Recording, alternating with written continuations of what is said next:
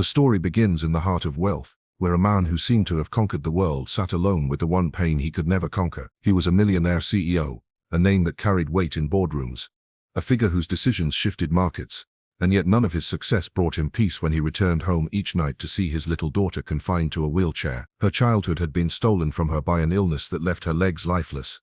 While other children laughed, ran and played in the open fields, she could only watch, her small hands resting quietly in her lap, her eyes sometimes sparkling with hope but more often clouded with sadness. The father's love for her was immeasurable, but so was his helplessness. He had everything: jets, mansions, cars, endless luxuries, but none of those things could buy the sound of his daughter's footsteps on the floor. Every doctor had been consulted. The best neurologists, surgeons, and therapists from every corner of the world had stepped into their home, carrying promises that faded into apologies. He spent millions, flew her across continents, tried experimental treatments, and yet after years of effort, nothing had changed. The little girl remained in her chair, her body fragile, her spirit dimming little by little each passing year. She had grown so used to it that she stopped asking questions like, "Will I walk again?"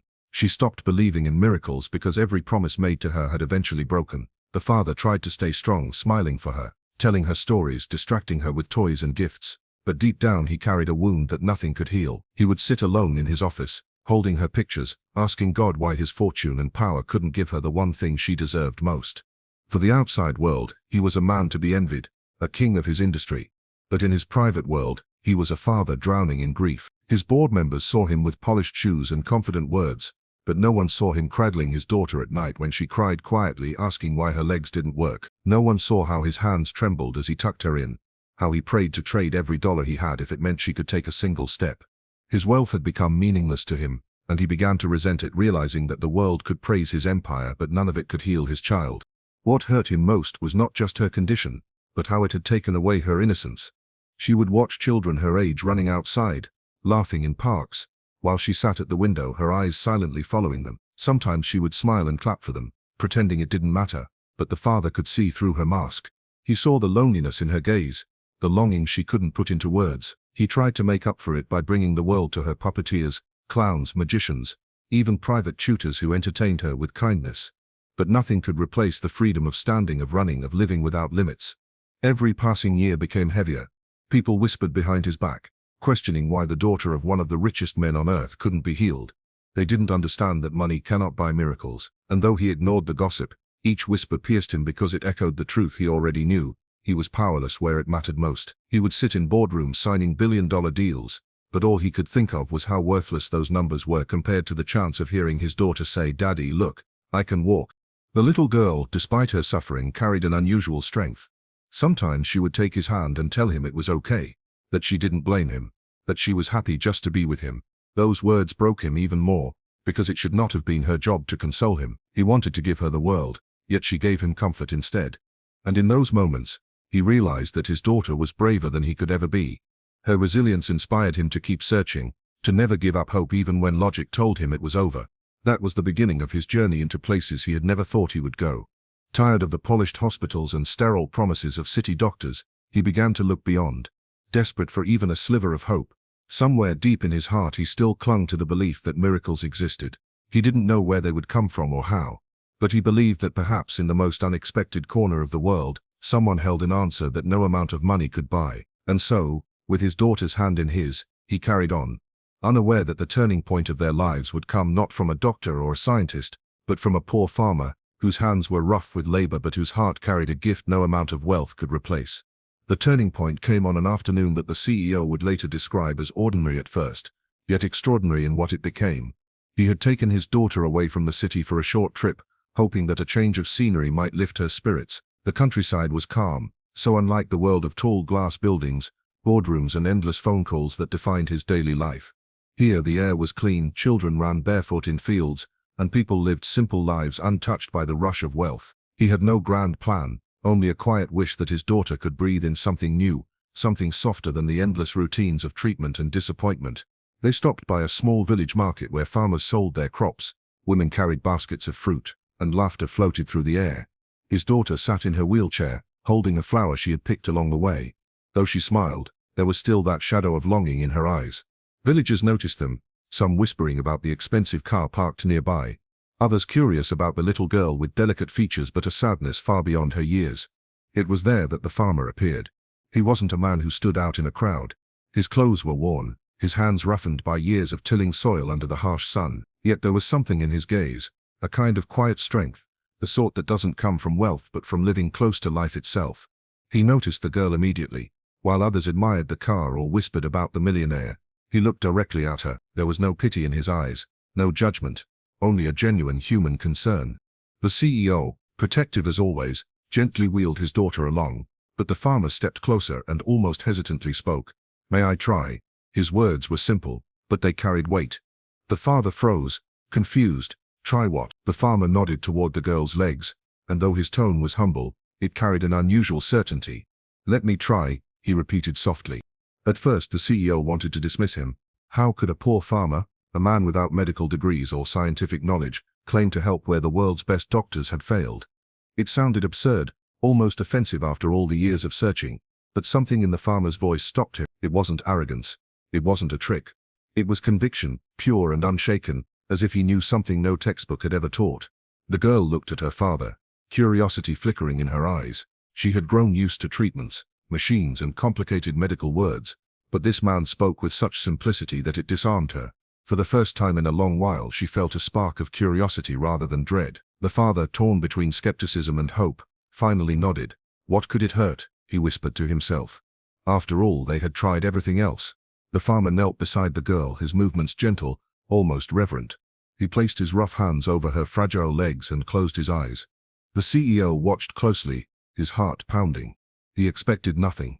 He wanted to protect his daughter from yet another disappointment, but as the farmer whispered words that seemed more like a prayer than a treatment, something shifted in the air. There was silence all around them. Even the usual hum of the market seemed to fade. The little girl's eyes widened. She felt warmth in her legs, a strange sensation she hadn't experienced in years. She gasped, her hands clutching the arms of her wheelchair. "Daddy," she whispered, her voice trembling. The CEO leaned in, his breath caught in his throat. He looked down and saw her toes twitch just slightly, almost imperceptibly but undeniably real. For years those legs had been lifeless, and now under the hands of a poor farmer there was movement. His mind couldn't comprehend it. Doctors had said it was impossible, that the nerves were beyond repair, and yet here was this man with no medical knowledge, bringing life back where science had failed. Tears welled in the father's eyes. He gripped the handles of the wheelchair, unable to do. The farmer opened his eyes and simply smiled, as though what had just happened was no miracle to him, but something he had always known would occur. The girl looked at her father, her face glowing with hope. "Daddy, I felt it," she said, her voice breaking. "I really felt it." In that moment, everything changed. The CEO, who had built his life on control and certainty, realized he was witnessing something beyond logic, beyond wealth, beyond power. It wasn't a doctor in a white coat, or a machine in a hospital. It was a humble farmer, whose faith and gift had unlocked something hidden inside his daughter. For the first time in years he allowed himself to believe again. Perhaps miracles didn't come dressed in science or wealth. They came through the unexpected, through the simplest of souls. And so, with his heart trembling and his daughter's eyes shining with new light, the father understood, this was only the beginning. The impossible had cracked open, and hope had returned to their lives in the most unlikely of places. The following days became a whirlwind of emotions for both the CEO and his daughter. What had begun as a small flicker of movement in her toes grew into something undeniable. She could feel tingling sensations in her legs, moments of warmth that spread down into her feet, tiny movements she hadn't felt since she was a little girl. Each time it happened, her eyes lit up with amazement, and each time her father fought back tears of disbelief and joy. The memory of the farmer's whisper replayed in their minds over and over. Words so simple yet filled with a power that no medicine or machine had ever delivered. The CEO, a man who had always relied on logic and reason, found himself struggling to understand. In boardrooms he dealt with hard numbers, strategies and outcomes he could measure. But here, with his daughter, something beyond his comprehension had occurred. He found himself replaying the farmer's calm face, the way his rough hands had rested gently on his daughter's fragile legs, the way his voice had carried not just hope, but certainty. It was as if the farmer had tapped into a truth the rest of the world had overlooked. Meanwhile, his daughter's heart was blossoming with a hope she had long buried. For years she had endured the endless cycle of failed treatments, of doctors shaking their heads, of her father's quiet tears when he thought she wasn't looking. She had accepted her wheelchair as her reality, but now, after that encounter, her imagination dared to stretch further. She whispered to herself at night, testing her strength, believing with all her might that one day soon she would stand. The father decided he needed to meet the farmer again. Something about him haunted his thoughts, not in a troubling way but in the way one remembers a guide who points toward a hidden path. He returned to the village days later, his expensive car once again out of place in the simple, dusty roads. When he finally found the farmer, he was not surprised to see him working, bent over the earth, tending his crops as if nothing remarkable had ever happened. The CEO approached him with both gratitude and confusion. He wanted answers. How had this man, without education or resources, done what the world's most advanced hospitals could not? But when he asked, the farmer simply smiled. His reply was quiet, humble. It is not me, it is faith. The body listens when the heart begins to believe again. The CEO, a man who had never put stock in faith, felt both skeptical and strangely moved. He couldn't dismiss the evidence in front of him. His daughter's legs were awakening, however, slowly after years of silence. The farmer agreed to visit them again, not as a doctor, not with any tools or medicines, but simply to be there, to continue what he had started. The girl welcomed him like an old friend. She trusted him in a way she never trusted doctors. When he placed his hands on her legs and whispered, she closed her eyes and believed with all her heart that something was happening inside her. And it did. Day after day, little by little, the changes came. She could lift her legs slightly, then she could move her feet forward. Her father watched in awe as the impossible became possible before his very eyes. He would sit quietly in the corner of her room during these moments, unable to stop the tears from running down his face. For a man who had built an empire with wealth, who had conquered every challenge business had thrown at him, nothing compared to this miracle unfolding in his own home. The bond between the farmer and the little girl grew deeper. He encouraged her, celebrated every small step, and reminded her that the true strength was already within her. "You are not broken," he told her once, his voice steady. "You are simply waiting to rise." Those words stayed with her long after he left each day. She repeated them like a prayer, like a promise to herself. Her father began to change as well. The hardened shell of a businessman slowly softened. He spent less time buried in his work and more time sitting by his daughter's side, marveling at her progress. For the first time in years, their home was filled with laughter, hope, and the kind of light money could never buy. He realized that the farmer had given them more than healing. He had given them back their belief in miracles, in humanity, in the beauty of simplicity. Neighbors and friends began to notice the difference too. They saw the little girl sitting taller in her chair, smiling brighter, and even beginning to test her legs by holding onto the edges of furniture. The whispers of disbelief turned into gasps of astonishment. Word spread that a poor farmer had done what doctors could not, and while many questioned it, those closest to the family could see the truth with their own eyes. And so the third part of their story was written not in medical records or scientific journals, but in the simple daily victories of a child learning to move again, guided by a man who had nothing to offer except faith, patience, and an unwavering belief that miracles still existed. The day that had once seemed impossible finally arrived. The girl, who had spent years confined to her wheelchair, woke with a feeling unlike any other she had experienced before. Her legs, though weak, carried a strange energy, a kind of trembling strength that begged to be tested. She gripped the side of her bed, her heart pounding louder than the ticking clock on the wall, and slowly pulled herself upward. For the first time in years, her feet pressed firmly against the floor, and she felt the weight of her own body supported by her legs. It was shaky, it was imperfect, but it was real. A gasp escaped her lips as tears blurred her vision. She was standing. Her father rushed into the room at the sound, his eyes widening in disbelief. The sight before him nearly brought him to his knees. His daughter standing without anyone's help, her face glowing with a mixture of joy and determination. He covered his mouth with his hands, unable to contain the sob that burst from his chest. For a man who had once thought money could solve every problem, nothing could compare to this moment that no amount of wealth could have ever purchased. He stepped forward slowly, as if afraid that if he moved too quickly the vision would vanish. But it was no dream, she was really standing. She stretched out her arms to him, and in a trembling, unsteady voice whispered, "Papa, look, I can do it." That single sentence shattered years of despair and replaced them with a flood of hope. Her father embraced her tightly, his tears falling freely onto her shoulder. He whispered prayers of gratitude, thanking a God he had long ignored, thanking the poor farmer whose whisper had changed everything, thanking the courage of his daughter for never giving up. News spread like wildfire.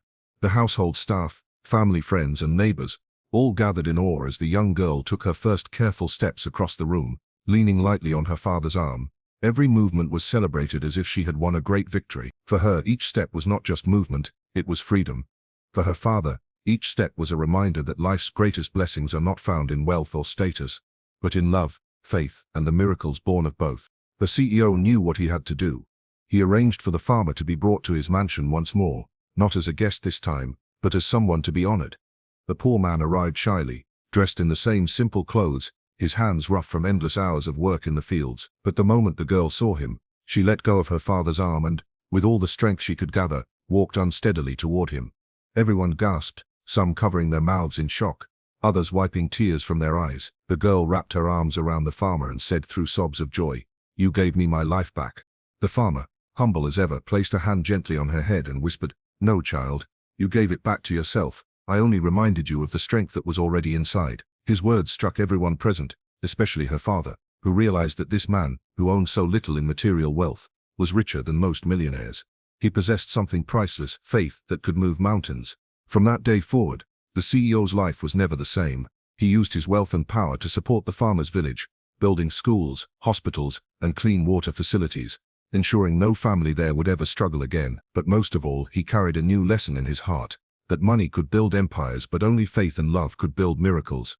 As for his daughter, she grew stronger with each passing day. Soon she no longer needed support to walk.